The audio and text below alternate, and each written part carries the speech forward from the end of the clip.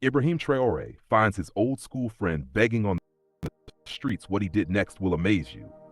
What does true leadership look like when the cameras are gone, when there is no crowd to cheer, when the noise of politics fades and only the heart of the leader is left?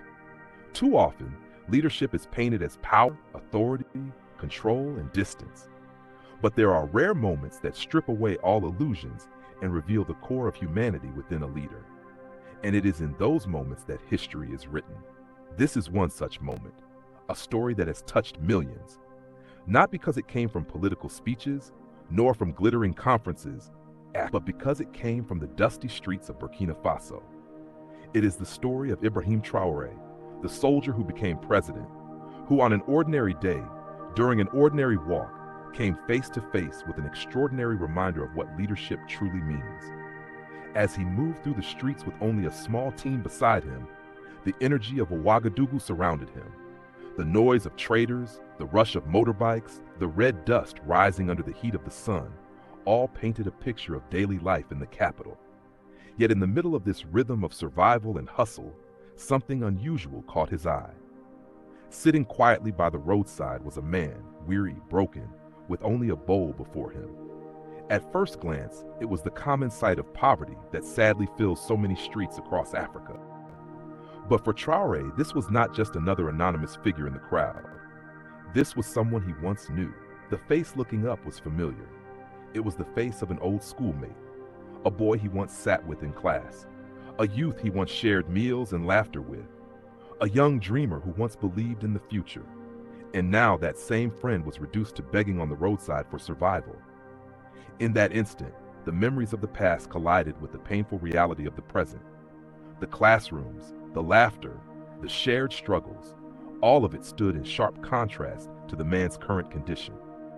One had risen to lead a nation, the other had fallen into the grip of despair. This was more than just a personal encounter. It was a mirror held up to the nation itself. Because behind this one man's story stood the silent voices of thousands more who had also been abandoned by a system that promised much but delivered little. Young men and women who once dreamed of becoming teachers, engineers, doctors, and leaders, only to be crushed by poverty, lack of opportunity, and broken governance. In this single encounter, the truth of Africa's pain was laid bare. Leadership is often tested not in the halls of power, but in the streets, in those sudden and unplanned moments when life itself asks the leader, "Who are you, and what do you stand for?" For most, the easy way out is to look away, to pretend not to see, to protect the image of power and avoid the discomfort of confronting poverty face to face. But for Ibrahim Traoré, this was not an option. He chose to feel. He chose to act. The weight of memory struck him deeply. He could not escape the images of his own school days, of how they once sat side by side, fueled by youthful hope. They had both believed that education and determination would guarantee a better life. They believed their nation would one day provide opportunities for those willing to work.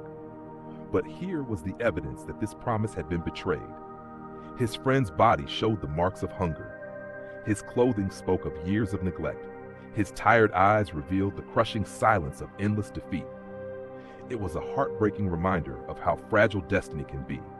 A reminder that while one man rises, many others fall.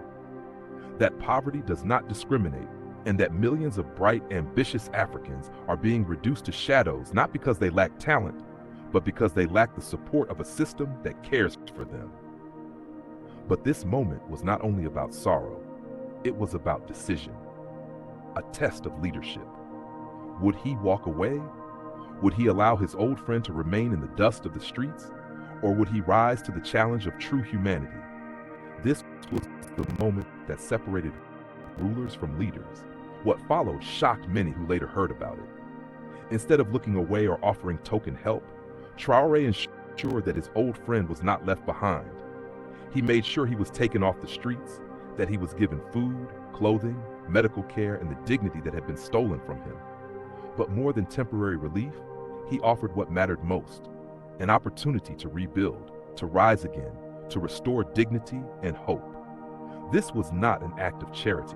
This was an act of justice. It was a bold statement that leadership is not about titles or palaces, but about seeing the forgotten and lifting them up. It was proof that real power is not measured in wealth or military might, but in compassion and humility. When the story spread, it touched millions of hearts. Citizens across Burkina Faso spoke of how rare it was to see a leader act with such humanity. Across Africa, the story resonated even more strongly because it symbolized something leaders everywhere have forgotten: that leadership is about service, not about distance. This encounter carried a symbolism too powerful to ignore. The president standing tall represented the few who rise. The old friend, broken on the streets, represented the millions who are left behind. Their meeting was not an accident. It was destiny's message to Africa that the gap between the powerful and the powerless must be closed. The image of a president refusing to turn away, of a president reaching down to lift a forgotten man, was more powerful than any speech could ever be. It was more powerful than promises written on paper. It was the living example of the kind of leadership Africa desperately needs. And it was a challenge to every other leader on the continent. Do not forget where you came from. Do not abandon those who once walked beside you. The world, too, saw this story with amazement. In an era when most leaders isolate themselves in luxury, far from the cries of their people, here was a young African president who reminded everyone that humility and humanity are not weaknesses. They are the true marks of strength. For those watching globally, it was a lesson in values, a reminder that the essence of leadership is the same everywhere. It is not about how many bow before you, but about how many you lift up. And for Traoré himself, this moment became a personal vow, a vow never to forget the struggles of ordinary Burkinabe, a vow to remain close to the people, a vow to always measure progress not in wealth or prestige, but in how the poorest and most forgotten are treated. This is what makes this story unforgettable, because it is not just about two men from the same past crossing paths again. It is about the soul of a nation. It is about the possibility of change.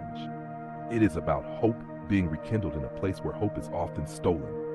In the end, history will not remember how much money a leader made, nor how many foreign leaders he met, nor how long he stayed in office. History remembers the moments that show character. History remembers the times when power was used not for self, but for others. History remembers when a leader refused to turn away. And so, this moment between Ibrahim Traoré and his old schoolmate has already entered the hearts of people as a story that symbolizes what leadership must become in Africa. It is a reminder that revolutions are not only fought on battlefields or in politics. True revolutions are fought in the way leaders treat their people. So what can we take from this?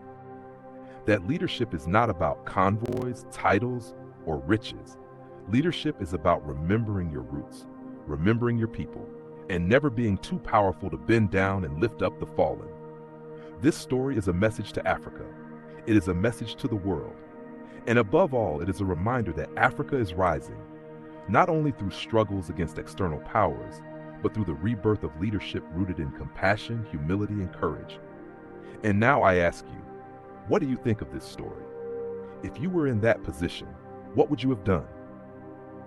Do you believe more leaders should live this way, walking close to the people, remembering the forgotten, and lifting up those who have been left behind? Share your thoughts in the comments. Let this conversation continue, because this is not just about one man or one nation. It is about all of us. If this story touched you, do not keep it to yourself. Share it, let it spread, because the world needs to hear it.